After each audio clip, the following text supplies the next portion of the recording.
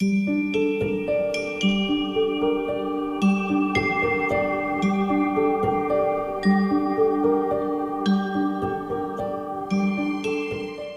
up, everyone, and welcome back to Miss Azriel's Gaming. So we are jumping into another demo from the Choose Wisely Festival, and these devs had reached out to me, and this game really piqued my interest when they gave it to me. It's called Death and Faeology, and in the Steam store it says, in a world where the Fae-touched fall prey to a sinister killer, only a Faeologist can uncover the truth. A dark academic murder mystery visual novel with supernatural cases, interactive investigations, romanceable characters, and multiple endings. Set in the roaring 20s of New York. And I mean, this picture, absolutely love the picture on the front of the screen here. The music is really good so far. Let's go ahead and jump in. Okay, what is your name? That's easy, it's Azriel.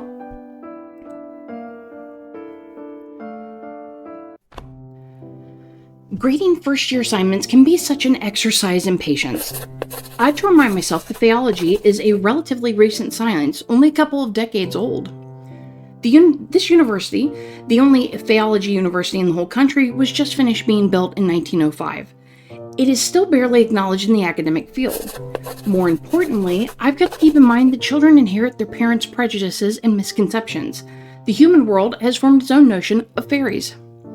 Alas, I find myself unable to suppress a big sigh every time I read reference to poison apples ushering princesses into eternal sleep. A reference to the Cottingley fairies is one I can understand, since it was quite the sensation not too long ago. Although it would be clear in the eyes of the renowned Faeologist, the photographs are mere imitations. A pity that Sir Doyle was taken in by it. I have to take a break. The grading session today has taken me quite a tangent. My beloved Oz. Ooh, I like it. I suppose having a fairy companion does give one an advantage in identifying genuine fairies. I'd say a break is in order, wouldn't you, Oz? Oz responds through trills that I've learned to interpret over the decades I've known them. The Cottingley fairies again? Yes, and princesses, internal slumber due to poison apples. We don't care much for human princesses, but making poison apples is rather an easy feat. Shall I turn one of them into a toad in front of a whole class to show the Fae folk is capable more than that? At the same time, showing them that not all fairies are a friendly bunch? I can't help but chuckle at the thought of that. I believe some might just quit that same day if you do that. Besides, if other Faeologists get a hold of your existence, who knows what they'll do to you?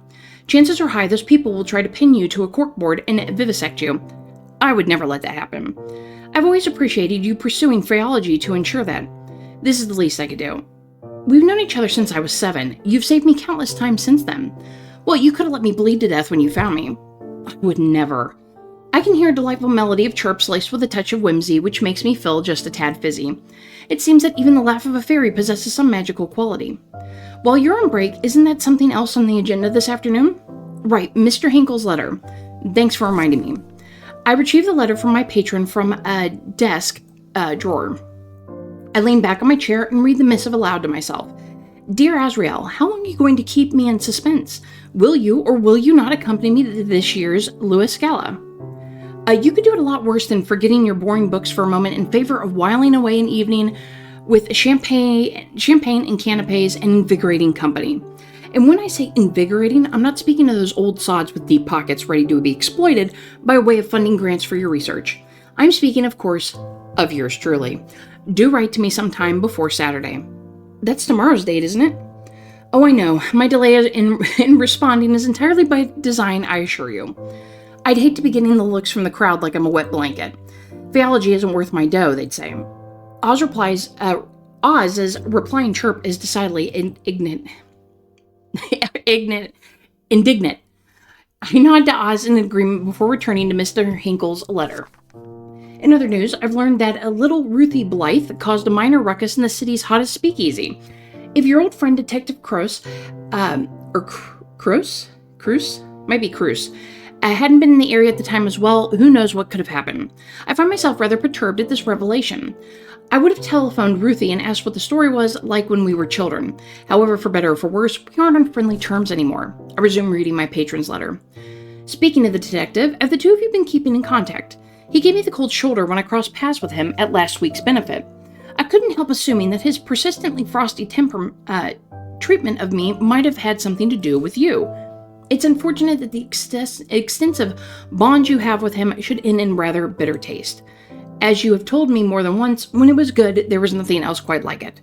Yet you speak very little of him now, and I find myself wondering if he still holds a place in that guarded heart of yours. The letter is signed, yours everlasting, Oscar Hinkle. Well, I've kept Mr. Hinkle waiting long enough. I press a pen to a fresh sheet of paper to commence crafting a response. Just then, a familiar rhythmic rapping pierces the silence. I glance in the direction of Oz, but they're nowhere to be seen. Oz must have camouflaged himself in a heartbeat. I put Mr. Hinkle's letter in a drawer before calling out. Come in, Minnie. My assistant enters the office. She's careful to snap the door shut behind her. Professor. Yes, Minnie. Were you talking to yourself again? That's right, you know me. I see.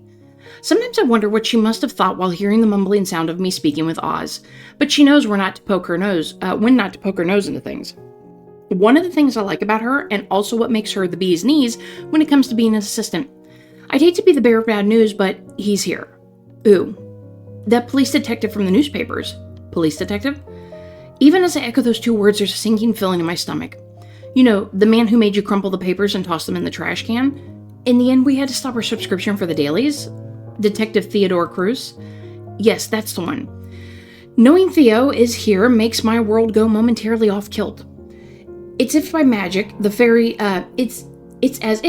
the magic of the fairy tales I malign, the ink in my patron's letter has manifested him into the reception area.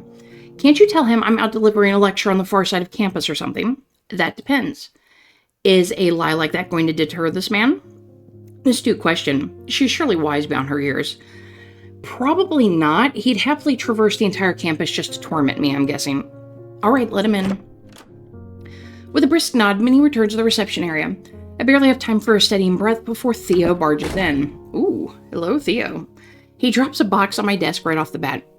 What is this? Why is he in my office? Well, look who the cat dragged in. Not even a how do you do? What, do niceties suddenly mean something to you? I seem to recall you packing your bags and moving out with so much as a goodbye. There was no one to say goodbye to. Didn't you find out I left only a few days later? At least it made it easier for you to leave, didn't it?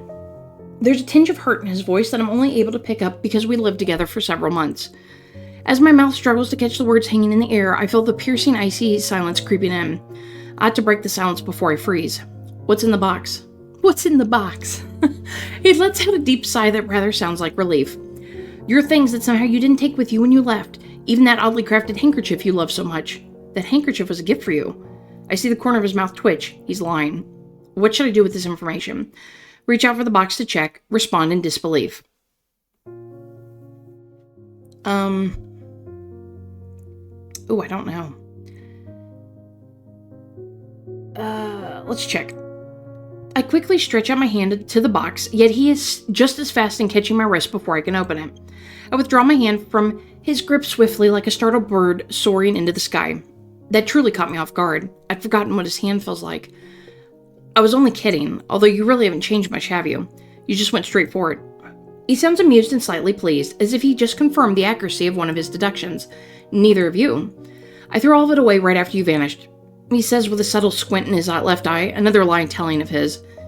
I can't help but sigh at his antics. Of course you did. So what's really in the box? Want to take a guess? I do have an idea. Knowing him, he'd sooner face the whole Al Capone gang by himself and take their bullets before coming to visit me. This must be way more important than our, progeny history. Case evidence? I've seen boxes like this one before, but never one quite so large. It's a really big case, isn't it? He nods. The biggest in my career. And to come to me of all people, you must be at your wit's end about this. He looks away as if he's trying to hide how galling the circumstances at hand are. Truth be told, I'd rather face the whole Al Capone gang and take their bullets than have to see you again. Gee, that stings a little. So why would you... Hold on a minute. You think this is some sort of connection to fairies? He flicks his tongue in exasperation. Oh my, it seems I've hit the bullseye. We stopped talking about fairies at some point when we were still together. Those talks always led to a heated discussion and then into arguments because nothing I could say could change his skepticism towards mystical beings. This is certainly the chance to tease him about it, though it might be unwise considering the emotional peril he must have gone through to get here. What should I do next? Tease him? Ask more about his thoughts. Okay, well, let's not tease him. We'll ask about his thoughts. I know this must be hard for you. but I can't help if you don't say anything. He sighs. You're right. As difficult as it is to admit, the things you've told me before about fairies and whatnot might have helped to make sense of this case. But I have to say, for the sake of my sanity, I still don't believe they exist. Fair enough. He appears pleasantly surprised by my answer, as though he was expecting a quarrel right around the corner. Little did he know, I've learned that it's moot to try to explain the otherworldly beings to him. So what makes this case so significant? Why do you think it's related to fairies? Are you even allowed to tell me? I hear the sound of a chuckle under the breath, like a bolt from the blue. For a brief moment, his gaze on mine seems to revert to how it used to be, until the seriousness returns to his face. First things first, since I'm leading the investigation, I do have some discretion on what details to divulge and to whom. That is, if the confidant can bring value to the investigation. And I've known you for a fact that you can be discreet. Still, I must ask your sworn secrecy on this matter. Oh, excuse me. I got a little tickle in my throat. It was coming out when I was reading. You got it. So tell me about the case. Why does it seem to be of paramount importance? It's a multiple murder case, potentially perpetrated by a single culprit. The victims are chiefly middle-aged women residing north of the city. They're from old money families, the type that make regular appearances at high society events. I see. No wonder you're all tensed up. You're telling me. Chief took me off every other case and insisted I put all my time and effort into this.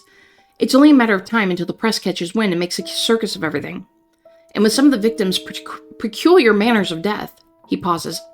This is where the fairies came in. He silently stares and then sighs. I swear I must be losing my mind. You've got this. Now he draws on a long, deep breath. 3 of the victims had a manner of death that the unit has never seen of or heard before. The strangest case is the one where the body seemingly hardened into bony tissue overnight. Her corpse almost looks like a carved wooden statue. Oh, I've heard of something like that before. Of course you have. I frown at him. Don't start now. He clears his throat abashedly. Without finding out what caused these deaths, and more importantly who did this, the press could spin the stories out of control. I don't want to imagine the look on victims' families' faces if and when the papers are making a razz of these poor women's deaths. Besides, what kind of depraved, sick bastard goes around murdering women in such a way? This city's already running on fumes, crime's becoming more rampant day by day. People shouldn't have to look over the shoulder every night. It's no way to live. Even as he lapses into silence, I say nothing. It's not just the city, the rise in crime is bleeding him dry too. Yet, I am unsure of what words could soothe those who are fighting it on the front line. I've never been where they are. The frown lines between his eyebrows grow deeper.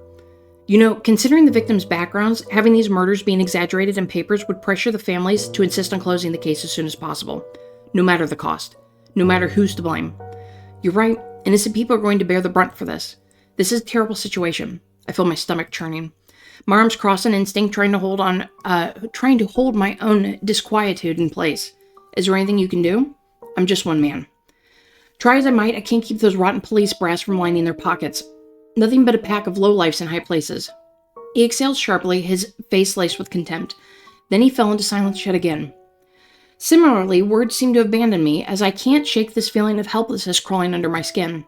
After a minute, he meets my eye once more. Well, you're a good listener, better than most. He curls his lips into almost a smile. I don't mind it at all. Thanks. He clears his throat once more. All right, let's get down to brass tacks. This box includes case files, crime scene photos, and a couple of blood samples, which I was able to request to bring to you and several other pieces of evidence. Other than the strange manner of death I've said, forensics was puzzled too by the blood samples. How so?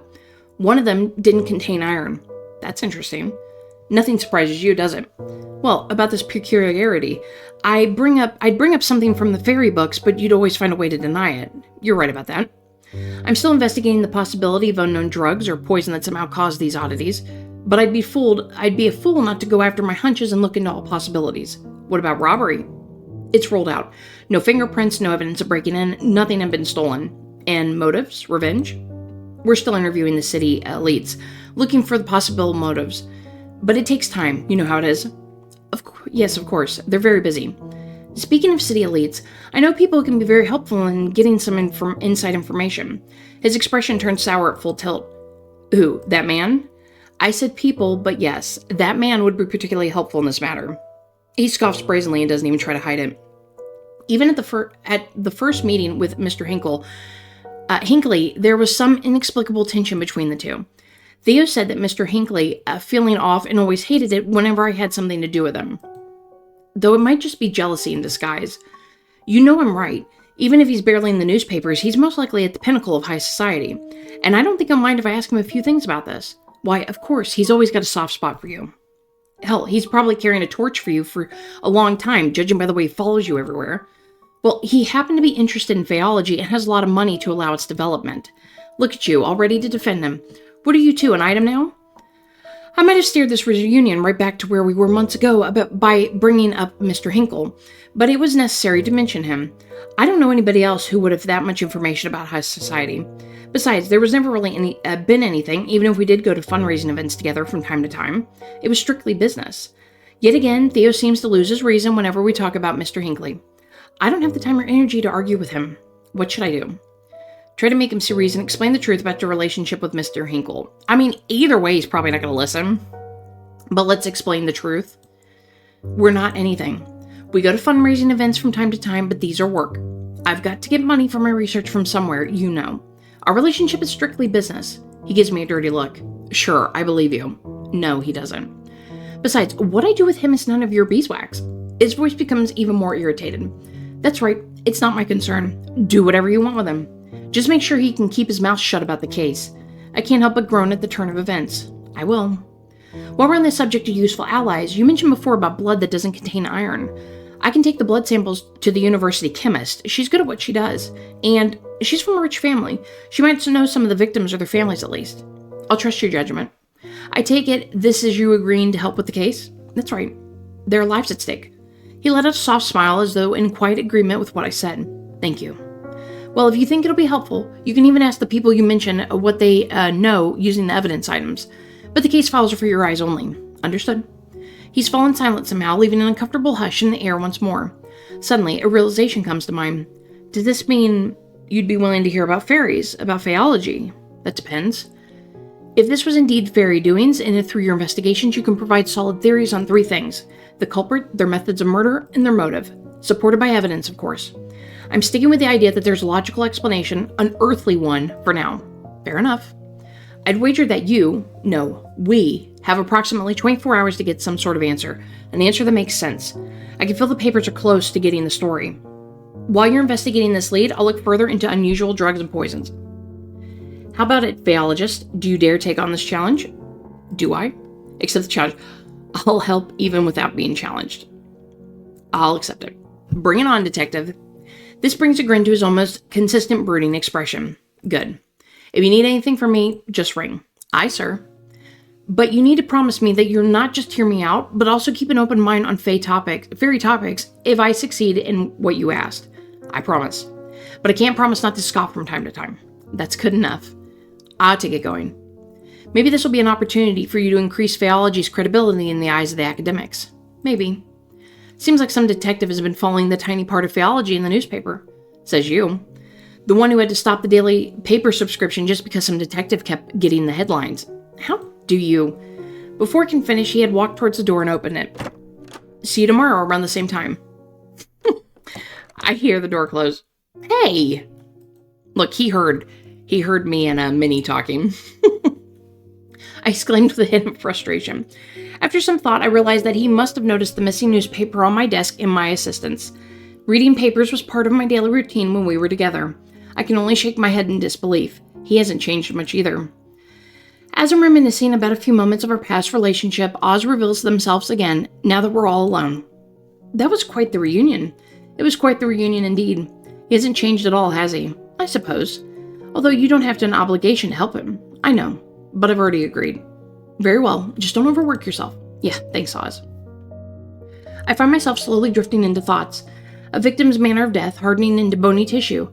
Could be one of the fairy curses, a sonification. If only I could ask Oz whether a fairy was behind this, and which one, but it is not that simple.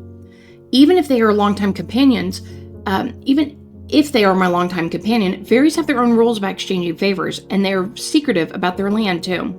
A favor like that doesn't come cheap. At least I'm stocked up on milk and honey for small requests. Speaking of requests, I should get started on a reply to my patron's letter. For some reason, he seems to be more insistent this time that I come with him to the gala. I retrieve a paper and pen, and I mumble to myself as I write.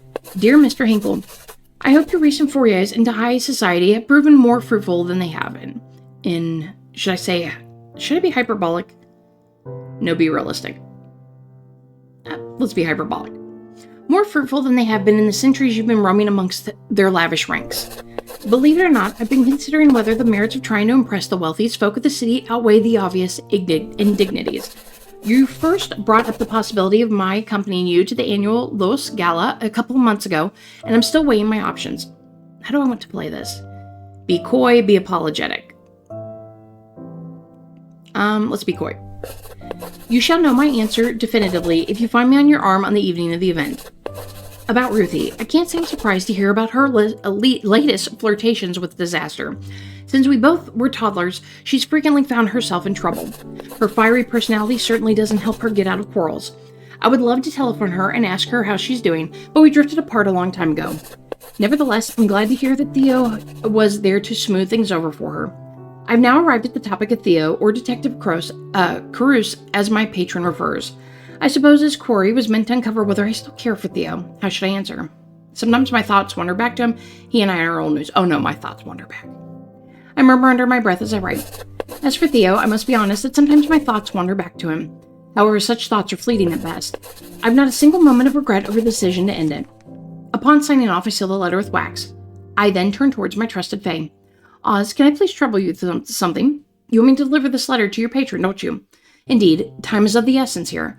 As always, please to take care not to catch anybody's attention. He'll see it by tomorrow morning, I'm sure. It would be my pleasure. Thank you, Oz. I'm off. I'll see you later today.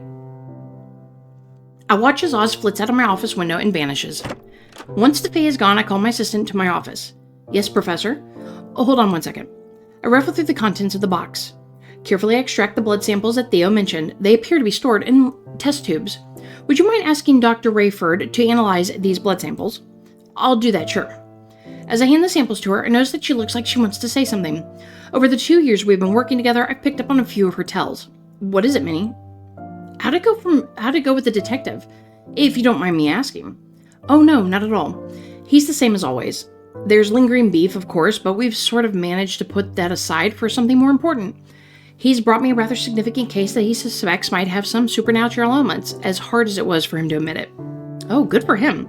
I can't help but grin at her remark. I'm glad it didn't end in shouting match, at least. Yes, me too. I'll deliver the blood samples now, Professor. Thank you, Minnie. Minnie hurries out. I'm alone in my office again. Remembering the conversation about the case, I'm suddenly engulfed by unexplainable, eerie feelings. I should start investigation right away. Okay, so drag and drop items from the inventory to the desk. Select an item in the records, then press the icon to open the inspector and read insights that you've gathered. Hover the magnifying glass above an evidence to access the information and see the details of it. Use the black light to see invisible things. Read the encyclopedia to gain additional information. And press the button to end the investigation. Oh, cool.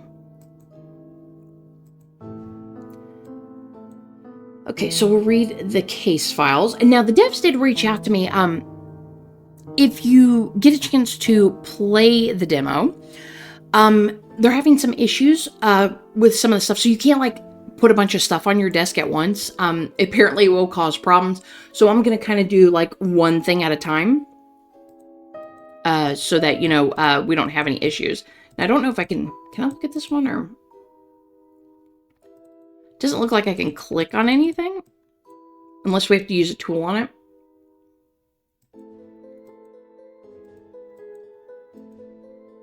Okay, so no tool. So maybe we can't look at the records. Maybe that's just what this picture's from.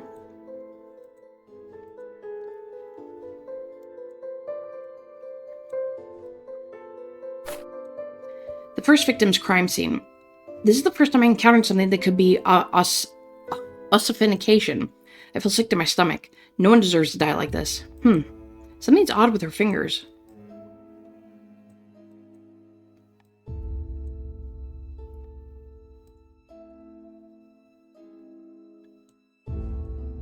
I mean, they look normal to me.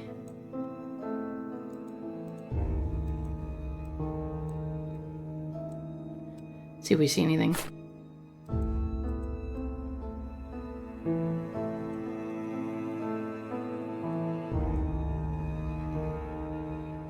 This is really cool. Phase and conflicts, black light. All fairy kind seem to be weak against iron, although a small amount of iron, such as in meat or blood, does not seem to ward off fairies. Historically, cold iron was forged as weapons and used to repel fairy magic. The intricate use of iron combined with physics and chemistry is applied by Faeology to develop a special blacklight to detect and distinguish magical essence of 3 main types of fae. Oh, so if iron bothers them, that could be why there's no iron in the blood.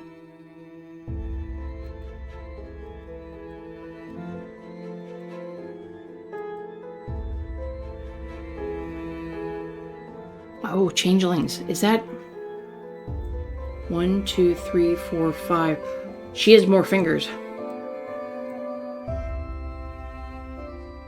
Because there's no thumb there. That's a changeling. There are confined rumors that some high fae like to capture humans and bring them into fairyland for purposes such as forced reproduction, servitude, ritualized combat for their amusement, and so on. The fairies leave changelings behind to mask their absence. I mean, because I've heard that that fairies will switch out children. So you kind of have to, watch your child because they'll switch it with a fae child. Just like reading stories and stuff like that. The fairies leave changeling behind to mask their absence. A changeling is composed of several fae, typically a parasitic type, magically transformed to look almost exactly like an abducted human.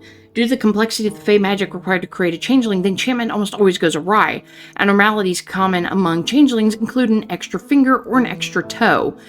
Nearby heat conductors, such as small metallic objects, also have been known to repel or to warp magic creating changelings. So this is actually a changeling, it's not a person.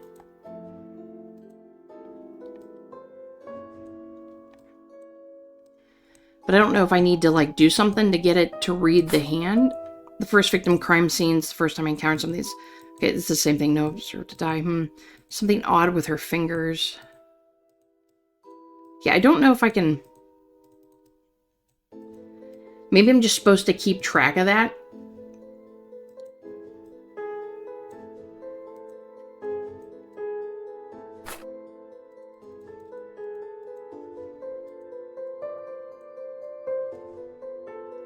Okay, so multiple fingers with that. Let me see this real quick. Can I do anything with this? Like if I use the magnifying glass on it? Just curious.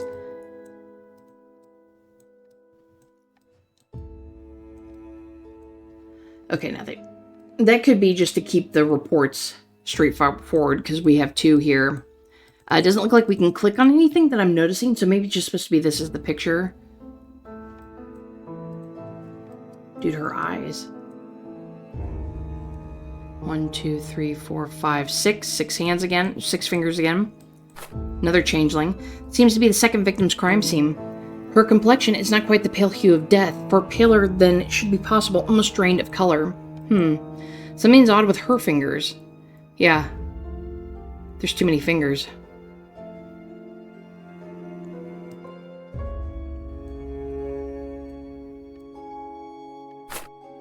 It's the third victim's crime scene. Her fingers. I've seen corpses before, but never like this. There's something strange about her fingers. 1, 2, 3, 4, 5, 6. 6 fingies.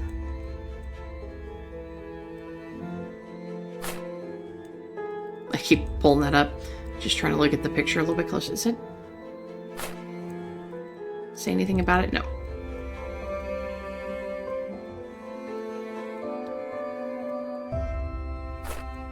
This is the fourth victim's crime scene. Poor girl. It's a cruel thing to see youth being stolen so abruptly. 1, 2, 3, 4. Now, she's probably got normal fingers. Maybe poison.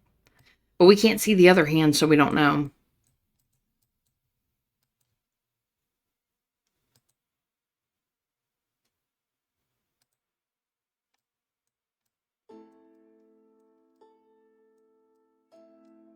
I mean, I know it's supposed to be used for other stuff, but I thought I would just check.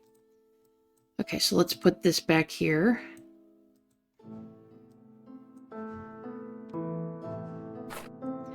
So this middle-aged woman in the collared blouse is the victim. I guess this elderly man in the suit is her father. This elderly woman wearing the cardigan is her mother, I suppose.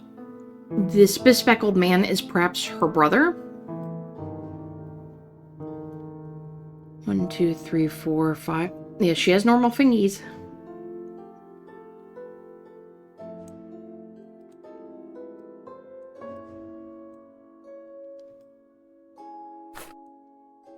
So this middle-aged woman with the pearls is the victim. Yes, this elderly man with facial hair is her father. This elderly woman with the fur collar is her mother, I suppose. This other man in the darker suit is maybe her brother.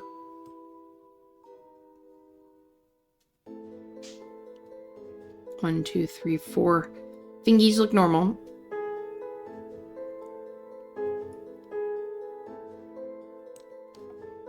I mean, it could be her bow, too.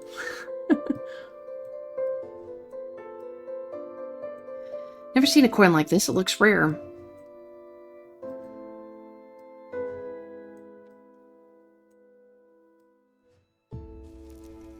What's happening?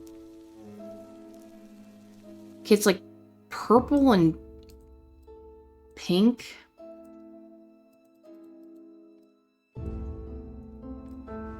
Let's move this over here so I can see a little bit better. It burned. Oh. I've seen this before. This is a parasitic fae, a failed transformation magic.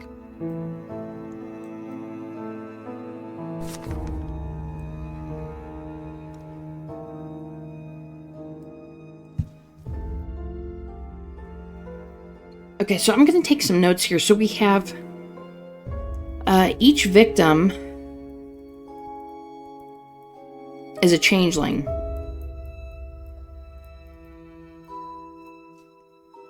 We have a parasitic fae out of the coin. It is showing... Oh, it's hard to tell. Let's see. Beneath the black light, scribe magic appears blue, warrior magic red, and parasitic magic is purple or violet. Yeah, that's probably what it is. And it might have been attacked by a warrior. Sustained black light illumination on an object imbued with fairy magic may reveal intricate details of certain complex spells. Okay, so it's violet colored for parasite. And the broken wing is red.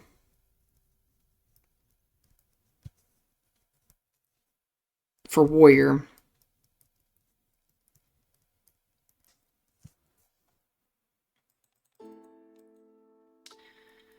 Okay, beneath a special black light, some species of butterflies can glow by having a chemical known as phosphorus, which fairies also have.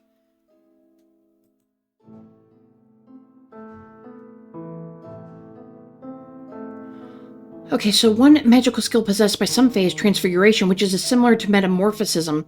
Wielders of transfigurative spells can make themselves or fellow fae take on another form, including appearing human.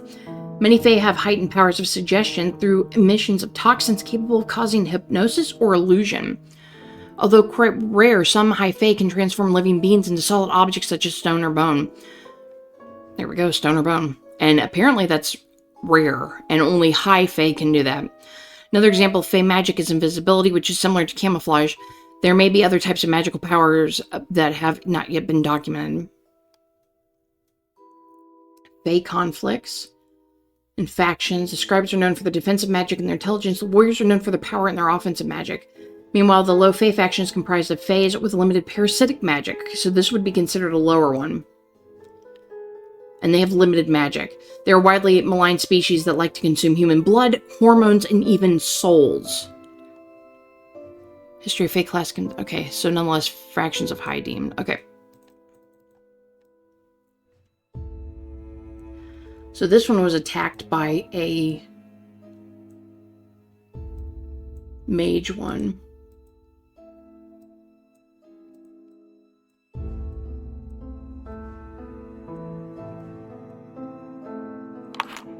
I've seen this makeup powder somewhere recently. It's from Nectar Bell. This must have belonged to one of them, but which? I wonder if the owner likes the box design and carries it around in her pocket since it's already used up. Perhaps the chemist has some interesting insight since her family owns the brand.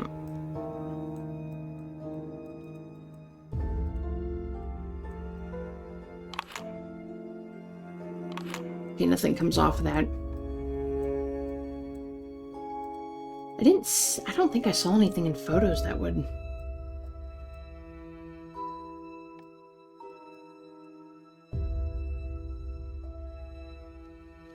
See, she's got a ring too, but she didn't have a ring in this picture. So she wasn't married at the time that this happened. And I do see a ring in there.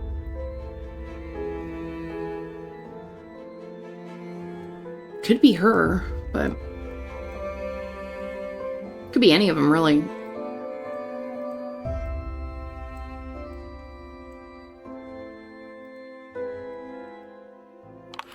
A wedding ring seems to be made out of gold.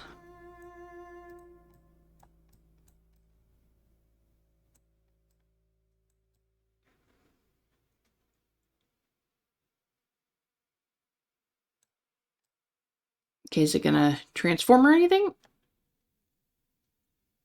Because it has the pink on it too. Okay, ring. Yeah, it looks like that pink color. Or the violet,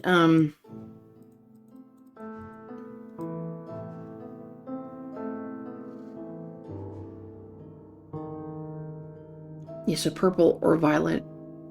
There's no mention of pink, so it's a parasitic magics on the ring.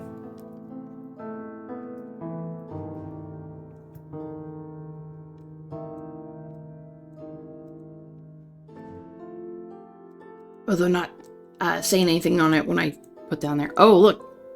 It's the gala. That's what that woman had in her picture here.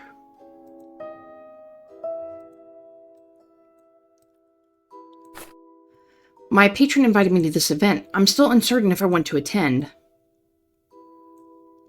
Request honor of your presence at the annual Lewis Gala, January 20th of October, 8 o'clock in the evening. Former Tyler requested. Let's see if there's anything on it. Nope.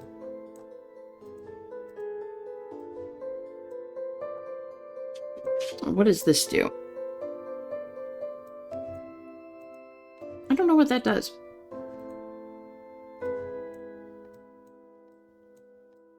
Can I combine anything?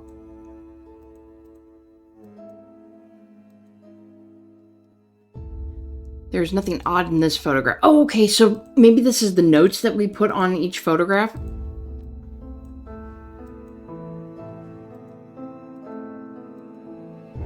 Apart from the wounds, the gnawing, there's something strange thing about the victim's fingers. Victim's displayed a manner of death, specifically gnawing her own fingers down to the bone. She was seemingly poisoned. The crime scene photo of the second victim displays her manner of death, which is refusing to drink anything but her own blood. And the hardening of the bony tissue, this phenomenon is known as ossification. The only one that I don't think was a changeling is Mary Hatcher. Okay, so there's nothing on this one. Now that I see what that does, it just gives us the person's name. I guess it keeps it in the case files.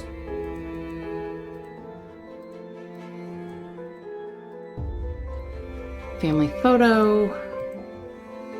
Family photo. Beneath the black light, it also showed some chases of red. Okay, so I did mark that.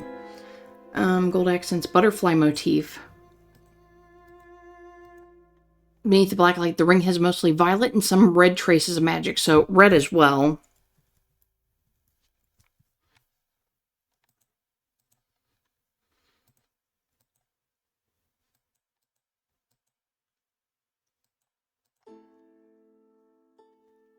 I think we've looked at everything. I can't...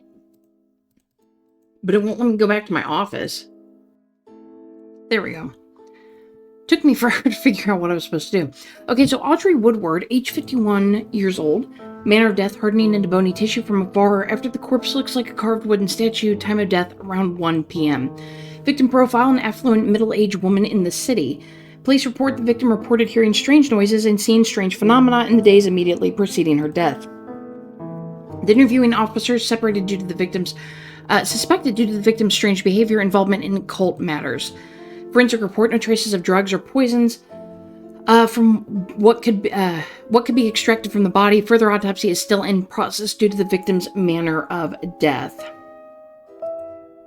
Woodridge. Now that's a familiar name.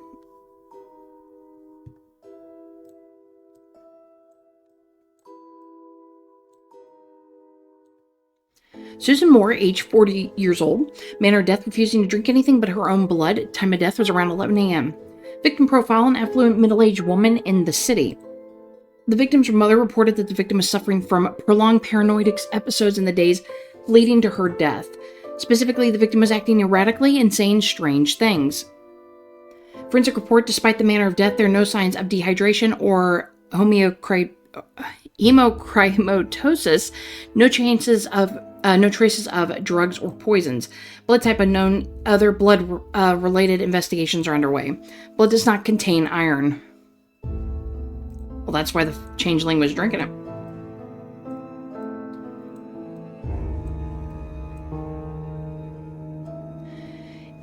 Name Edna Niblet, age 64.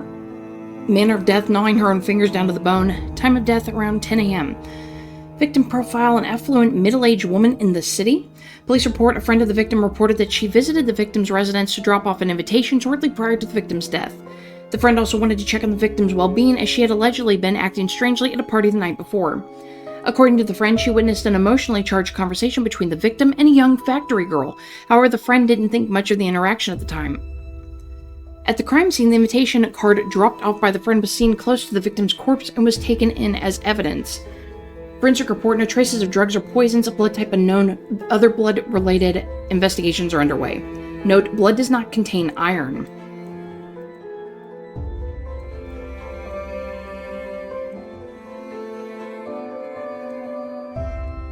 It takes a few tries to get it to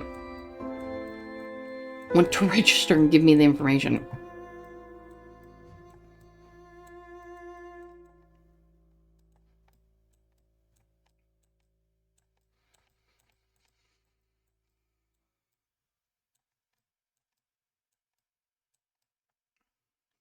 There we go. Mary Hatcher, age 19 years old. Manner of death, death from shock due to arsenic poisoning. Time of death around 6 p.m. Victim profile, a young factory girl. I wonder if she's the one that Nesbitt had an argument with? Or Neblet? No, despite not fitting the trend of the previous victim profile, she has been primarily included in this case because she was seen having a heated conversation with a third victim shortly before that victim's death. Police report, the victim's father described her as not acting like herself in the days before she passed. Shortly before her death, the victim visited the police station. According to the interviewing officer, she seemed to be on the brink of confessing something when a look of terror suddenly crossed her face. She then appeared to change her mind. She hurriedly left the station without saying anything further to the interviewing officer. Forensic report, prior to death, the victim suffered from violent abdominal cramping followed by diarrhea and vomiting, consistent with the effects of arsenic poisoning. Traces of said poison can be found in the blood type A and the glass she was drinking from near the time of death. Note, blood contains iron and other elements commonly found in human blood. There we go, now we've got everything. And then we can use that to, read everything that we got from it.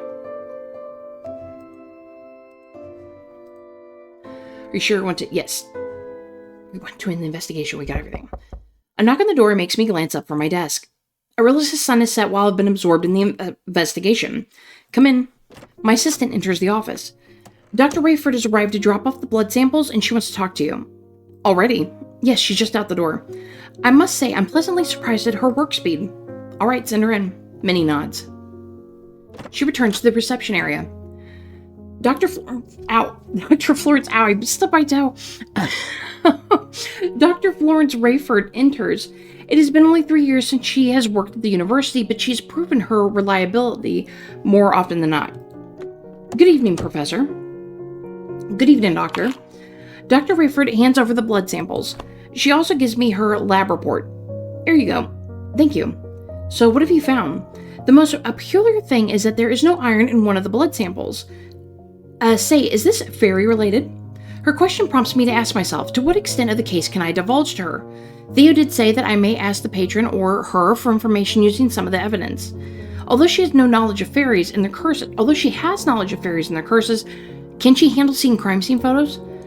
As I return from my thoughts, I notice her voice has taken on a higher pitch. This is so exciting. Are you working with the police? Does this mean that we'll get better credibility in the eyes of the public? Oh my, we're going to be in the newspapers, aren't we? And not on the usual corner spots, too. I can hardly contain myself. It appears she took my silence as a yes. It's good that she's excited about the possibilities of advancement for Faeology, but her cheerful disposition can sometimes be rather overstimulating. As if on cue, a knock on the door arrived to spare me. This specific sound is familiar, more familiar than when my assistant knocks. Special delivery. Mr. Hinckley's hands are empty. Ah, what pray might you be bringing for me? Is it you? Are you the special delivery, Mr. Hinkle? If you wish to call me special, then I certainly won't stop you. But I did bring a box of huckleberry muffins for your office. Minerva was instantly enamored by their buttery scent. She's currently feasting on them. We can only hope she'll leave a muffin apiece for the rest of us. Oh, hello there, Florence. I didn't expect to see you in this office. Hello, Mr. Hinkle. Fancy seeing you here. Although you do have a habit of making this office your sole stop on campus. She chuckles. That's just because this is where all my money went. A well-spent investment nonetheless. He makes a retort at Dr. Rayford, but throws a subtle smile in my direction. How cheeky. So, Florence, what's been occupying your time as of late?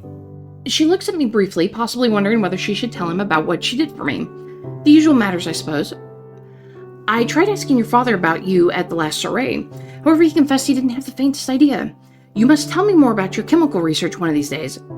The colorful pursuits of young academics thrills me to no end. You know, I can't share all that much, Mr. Hinkle.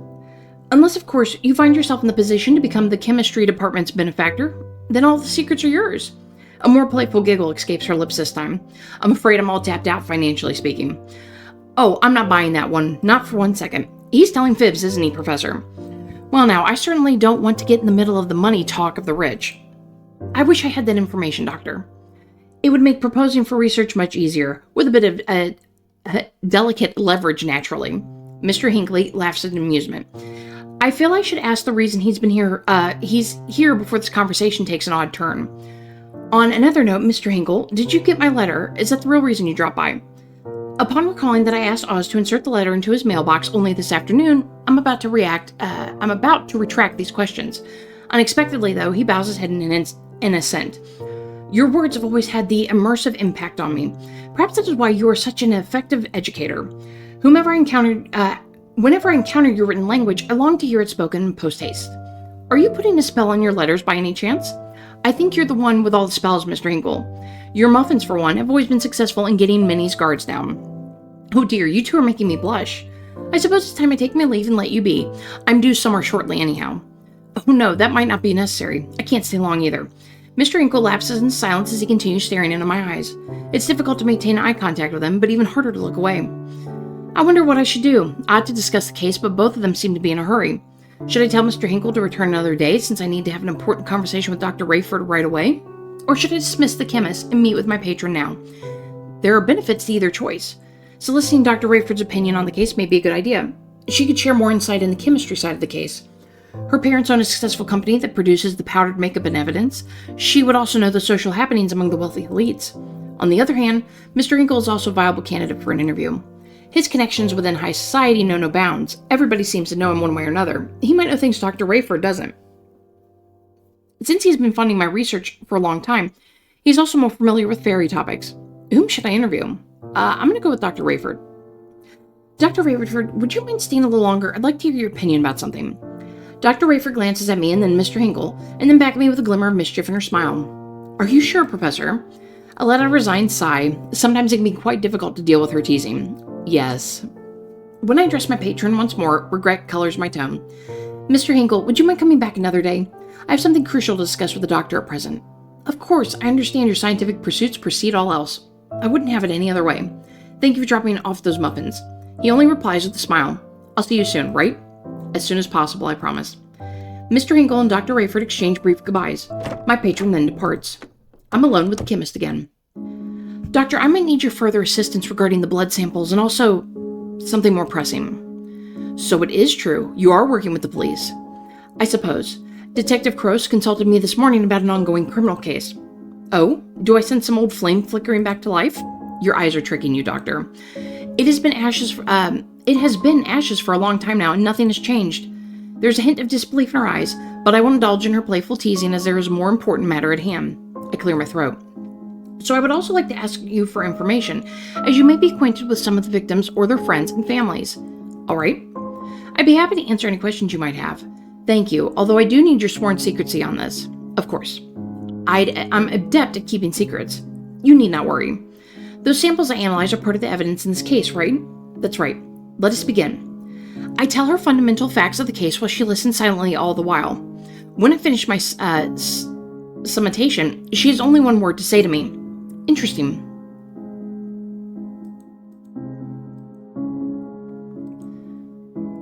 Do we just put it on? My parents' greatest achievement. It's one of the things I wanted to ask you, Doctor. I don't know much about makeup. How popular is this powder among high society?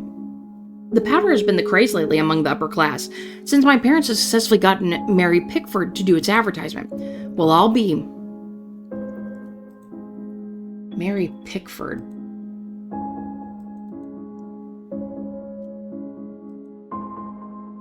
Was that the name of one of the women?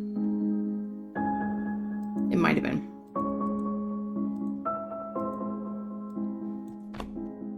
I've done my best to put all the details there, although I might have missed something regarding the curious blood sample. I found traces of arsenic in this blood sample. Yes, that was reported by the forensic team too. One wonders who could have done such a thing to the poor girl. Actually, chemists do sell arsenic to common people to make their own weed killer and rat poison. I haven't done that in some time, not since the university contract.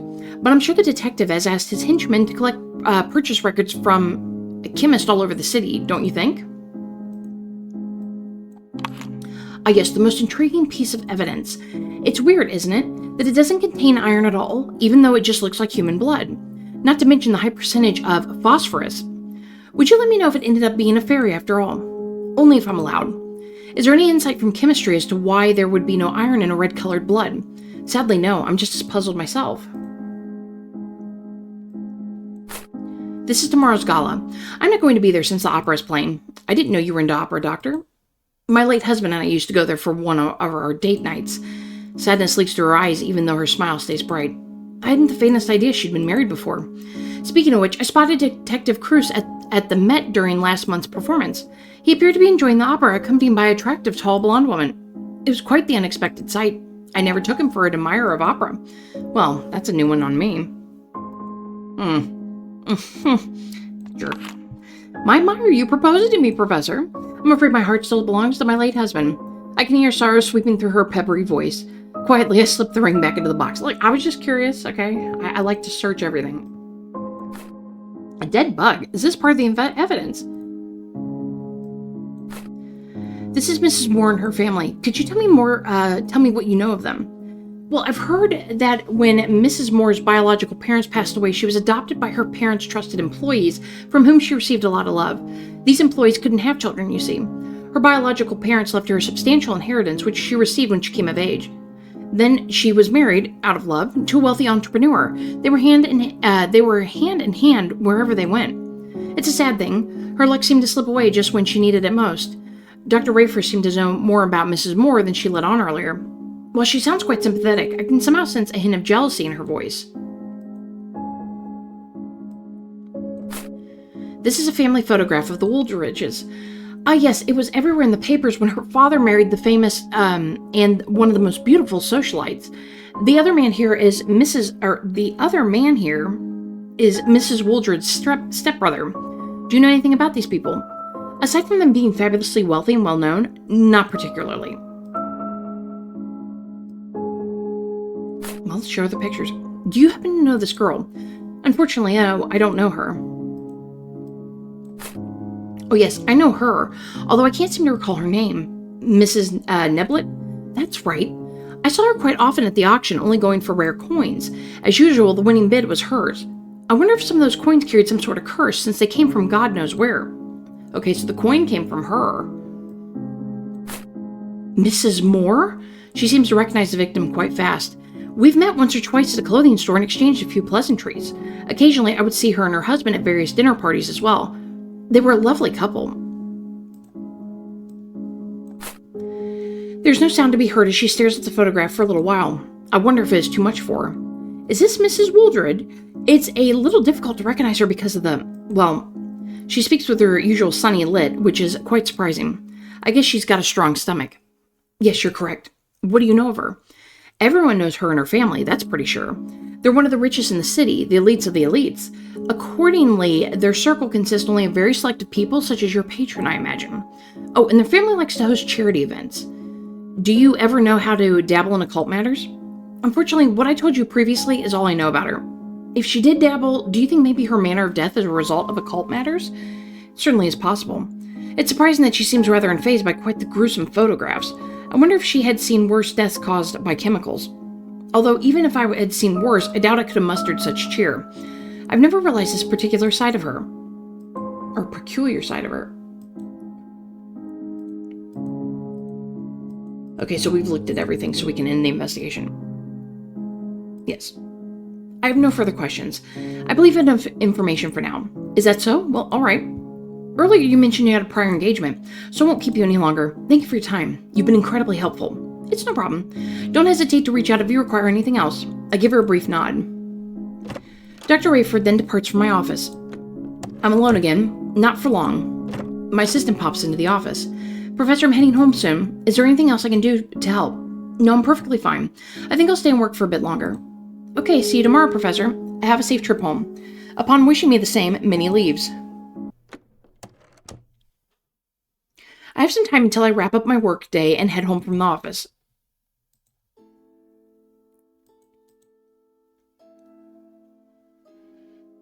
Okay, so there's probably nothing new on this. No, surprises powder has been all the rage with the upper set. They managed to get Mary Pickford for the advertisement. Must have been where I knew it from.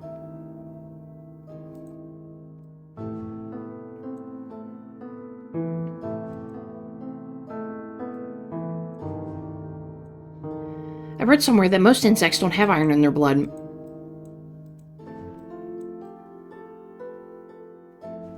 Yep, pink and red. Okay, so blood is, well, purple. I guess it's considered purple. And red.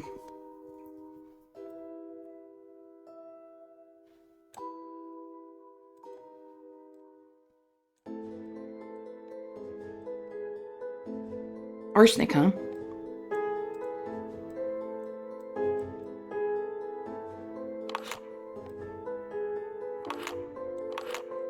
Just double checking.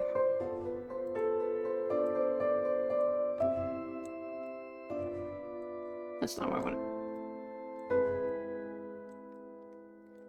Oop. This is Dr. Rayford's lab report on the blood samples. The content is quite similar to the forensic report.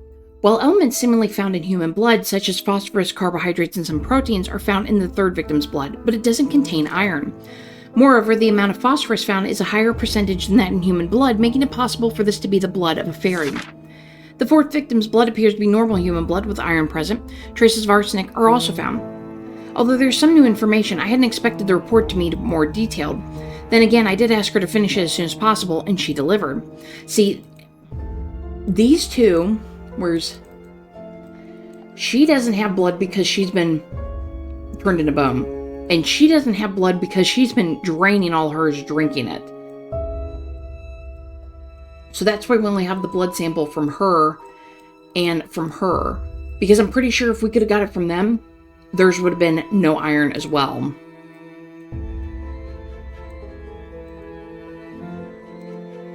Okay, I think we've looked at everything, so we'll end the investigation. It's the next afternoon. I should be grading assignments, or reviewing the lecture I'm going to deliver come Monday, or do anything productive in the realm of professional duties. Instead, I find my attention straying more and more towards the office door. I voice my frustrations to good old Oz. Theo will probably arrive at any moment. I can't stop wondering whether my explanation will be enough for him. In the past, no sort of explanation ever seemed to please him when it comes to fairies. And why should it do so now? My voice cracks with concern. This time, he came to you bearing in mind the possibility of fairy involvement. He'd be a fool if he discredits you so soon. My fairy companion chirping becomes increasingly stern this time. But you need to get yourself together. You must remain steadfast and strong when facing the detective. Don't permit your voice to falter when presenting your findings. I know I can't let myself unravel at this point. It's just that he's never solicited my opinion quite in this manner. A professional insight, no less. All the more reason to be calm as you can be. Maintaining your composure is essential to delivering a persuasive argument. But no matter what happens, at least you know you tried. At the end of the day, he's the one who needs to solve this case. You're right, of course you are. I'm not a detective, I'm a simple professor sharing my perspective. Thank you, Oz, for always talking me off the ledge. Just then, somebody knocks on the door. That's my cue to sail past your window ledge. Best of luck. I whisper a hurried goodbye to my fairy friend. I'll see you tonight, Oz. Once Oz has flown out, I direct my attention towards the door. Why wouldn't you just show Oz to him? Come in. My assistant marches in. Professor, you have a visitor. The detective? Minnie nods. All right, send him in. Minnie nods once again and walks out of the room. Theo paces around a little bit after strolling in. He appears quite distracted. He finally stops and opens his mouth. So what have you learned? I take a deep breath. Oh, I learned that you were at the opera with some tall blonde. Exact opposite of me. Brunette. I have to present my findings to perhaps the most sought-after detective in the police force. Theo investigates cases right where the crime scenes unfold. He's agonizingly familiar with the grit and the grime of the city's darkest recesses. Meanwhile, as a professor, my expertise it revolves around the nebulous, the theoretical. I must do my best to stay calm and collected, just as Oz suggested. I've read these case files. Victims' odd behavior shortly before death could be due to hypnotic spells from fairies. The fourth victim went to the police, but before she said anything, it seems she saw something that scared her away. What if she saw something not human? And the manner of death? He interrupts me before I can finish. I have no time for assumptions. The papers telephoned our department this morning and they said they found out about some of the deaths. So that's why he looks agitated. The chief is preparing a statement for tomorrow regarding this. So I'll just cut to the chase. Is there fairy involvement? Yes. Yes, I'm certain of it. I can tell his interest is piqued. However, I'd first like to lay out the basics since I'm pretty sure you've discarded the things I've told you in the past. He grumbles as if an admission of my statement. So far, we've identified 3 classes of fairies: warrior, scribe, and parasitic fae. Warriors are strong, offensive magic, scribes' magic tends to be defensive, and parasitic magic is, well, parasitic. We Faeologists have developed a tool called blacklight to detect traces of Fae magic. It can even be detected through photographs if the magic is especially strong. Warrior magic glows red, scribe magic blue, and parasitic magic shines purple. Did I check that on all the... I checked the blacklight on all the photos. I found that seemingly fairies of one specific class are behind this. Which one is the culprit? I think it's the warrior. They're the warrior class. What is the evidence?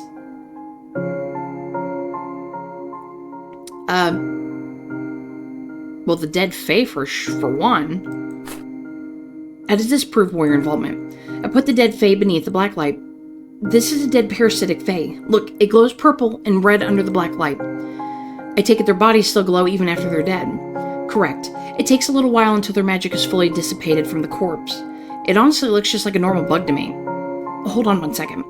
I turn to the shelves and pick up one of the books containing a deceased insect from my ongoing research. I open the lid and show it to Theo. I found this one dying just yesterday. It died shortly after. Swiftly, I put it beneath the blacklight. A normal one doesn't glow, you see? Theo's expression is a blend of amusement and bewilderment. Quite interesting. And how does it end up here? A failed transformation magic, a parasitic Fae that fed off the victim's life source, which became a casualty. I think it was failed transformation. It's a parasitic Fae that got warped by the coin due to transformation magic going awry. The coin and the evidence turned into this when I put it under the blacklight long enough, essentially revealing what it really was. So the third victim, Mrs. Niblet. What about her? Mr. Hinkle said she has numerous coin collection displays in all her rooms in her house. That particular coin must have been nearby when she met her Fae. I can see a feeling of unease reflected in Theo's expression as he stares at me. I need a moment to digest all this. I nod and take a moment to arrange the box neatly before placing it back on the shelves. What else you got? The ring. How does this prove warrior involvement? I place the ring beneath the blacklight. You see, Mrs. Moore's ring glows purple and red under the blacklight. But why does it glow purple as well? It's parasitic Fae warped into a ring because of the failed transformation. It's a part of transformation magic. Ooh. I don't have a note on that one.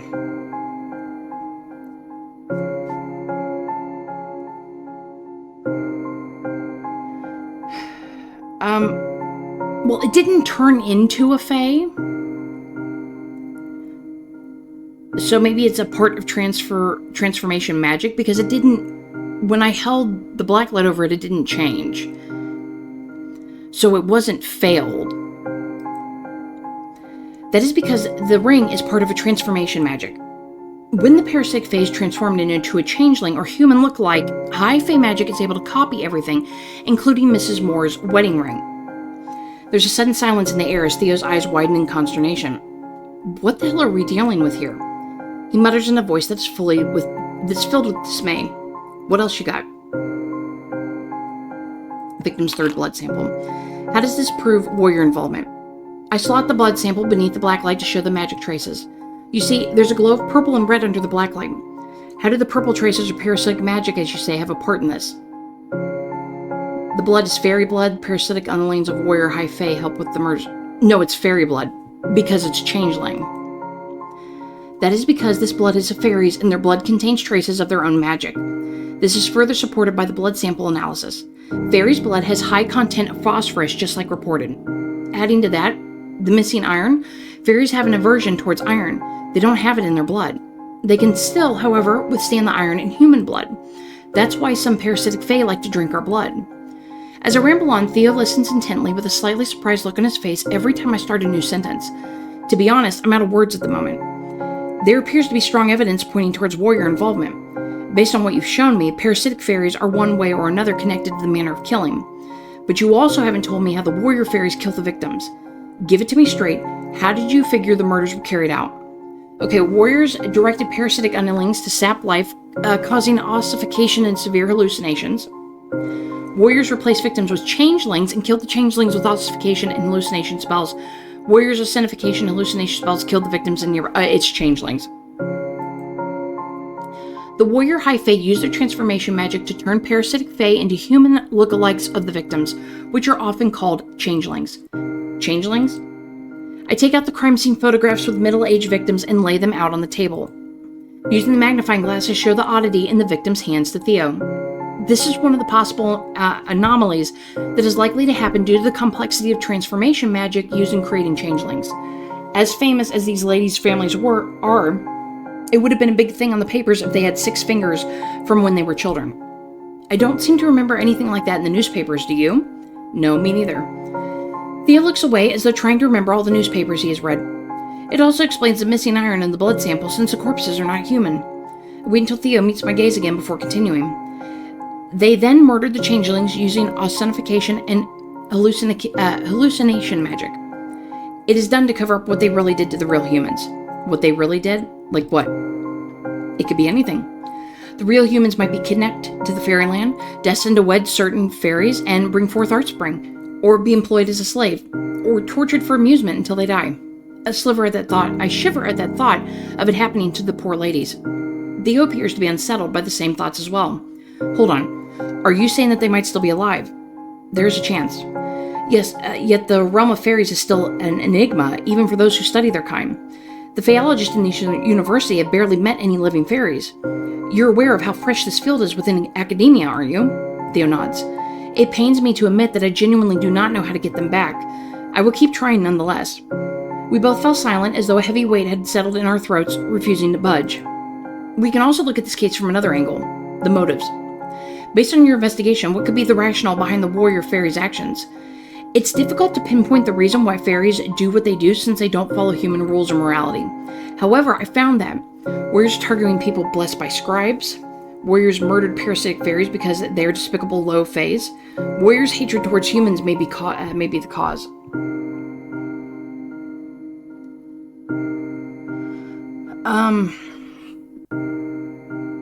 Well, parasites are the low of the fays, so maybe it's that one? This is the only one I'm not sure on. They're not blessed by scribes. I'm gonna go with this one. Both factions of high fae deem parasites despicably low fae, so... Hey, what are you doing? Before I know it, Theo's fiddling with the black light in the family photographs. Odd that the victims have blue symbols on their hands. And suddenly something clicks inside my brain. Wait, you're right. Wait, I didn't see that. Did I miss that? I might have missed it. Maybe I didn't put that on the pictures. 3 of the victims come from old money families, with both having scribe sigils. The sigil is a sign of being blessed by one of the scribe fae, usually given when someone has done a very special boon for a scribe. It gives good fortune and is passed down through generations. I'm pretty sure Mrs. Neblet would have the same sigil, so the warriors might have targeted these poor ladies specifically. Theo appears amused as he observes my unfolding revelation. That does make sense.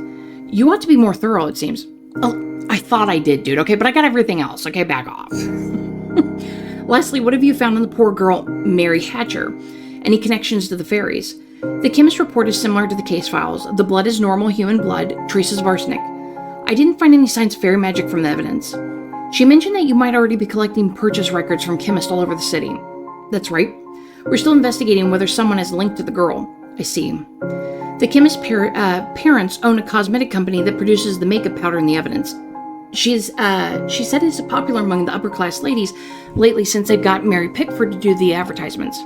He picks out a small notebook and pen from his trench coat and starts writing. I'm not sure if this is useful. Every scrap of information counts. Odd to note down the things we talked about today as well. Your findings really threw me for a loop. I forgot to take notes. Of course, take your time. While Theo's writing, I tidy up my desk and put the evidence back in the box. Anything else you got? That's all I have for now. He puts his notebook and pen back in his coat. He heaves a sigh so heavy I can believe he has the weight of the city on his shoulders. Even so, when he looks at me, there's a glint of something that wasn't there before. This fleck of illumination is all the more stark towards since we've started this discussion. It's hope, perhaps. A tiny, delicate thing is blooming in this room to counteract the overwhelming darkness and despair outside. I always knew you were clever. Even though I feel there are still some missing pieces of this puzzle, you've done well. I'm quite impressed.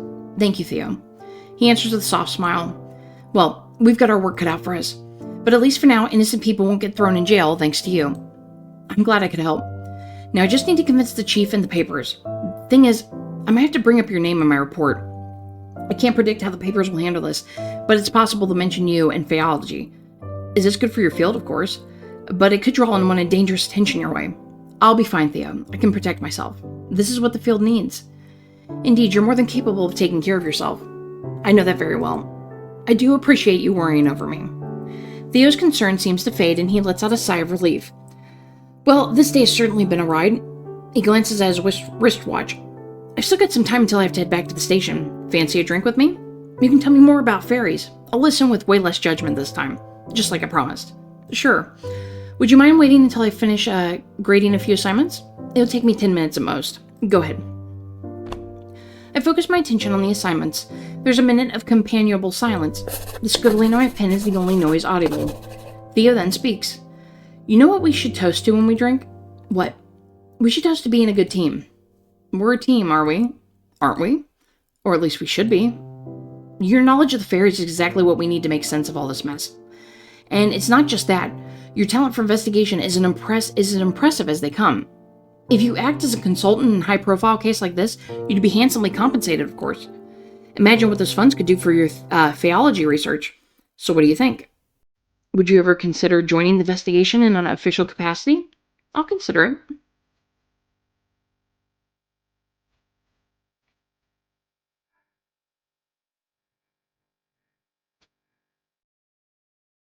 Ending 1, Detective Duo.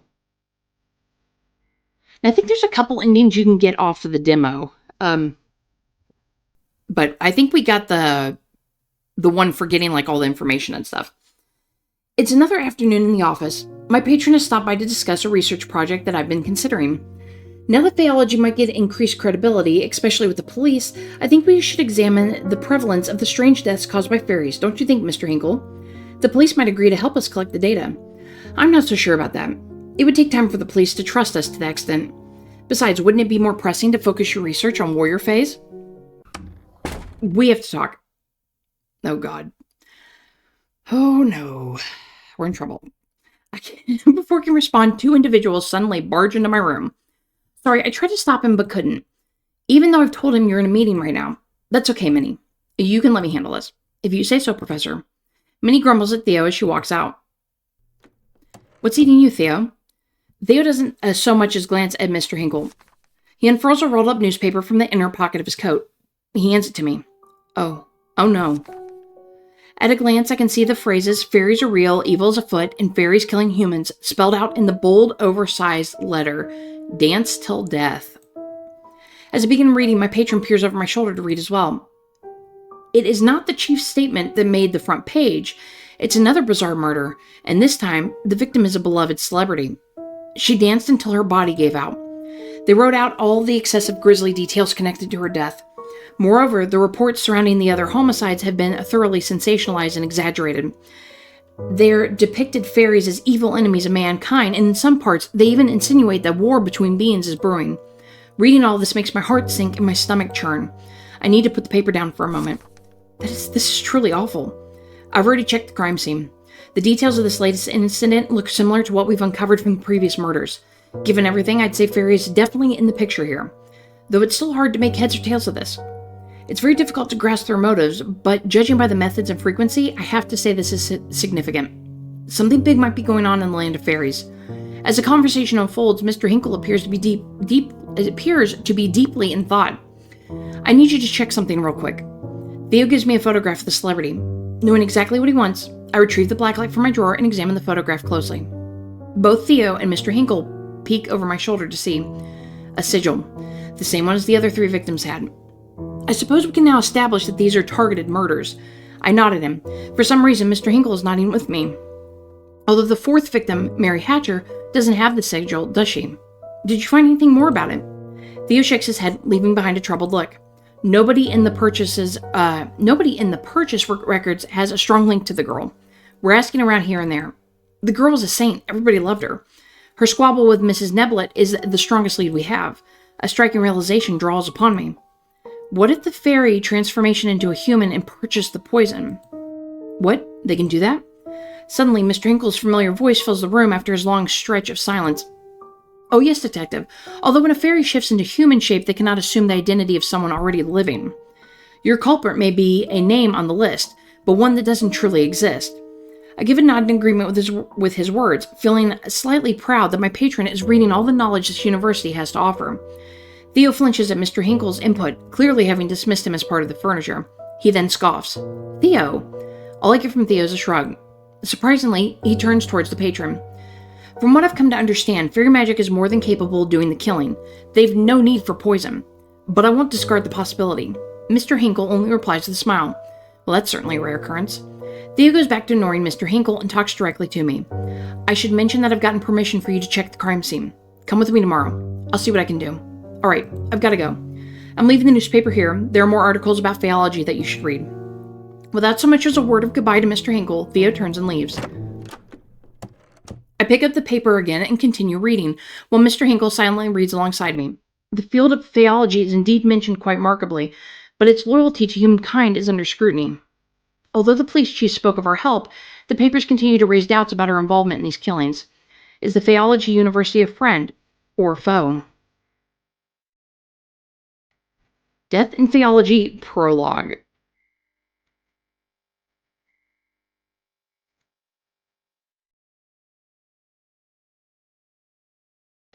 Alright everyone, that is the end of Death in Faeology Demo.